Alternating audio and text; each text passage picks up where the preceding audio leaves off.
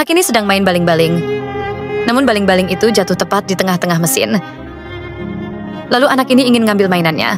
Tiba-tiba tangannya putus. Dengan cepat si kakak dan si ibu membawa anak itu ke rumah sakit.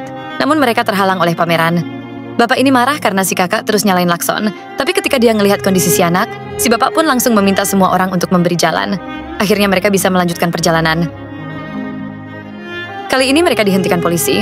Ketika polisi itu melihat si anak, seketika polisi itu langsung memberi pengawalan agar bisa sampai ke rumah sakit lebih cepat. Namun setelah sampai di rumah sakit, dokter mengatakan anak itu harus dibawa ke rumah sakit yang ada di ibu kota. Karena kondisinya terlalu parah, akhirnya anak ini dibawa naik pesawat.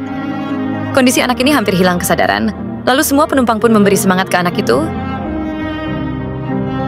Akhirnya mereka sampai ke rumah sakit. Para dokter berusaha menyelamatkan anak itu, akhirnya tangannya bisa disambung lagi.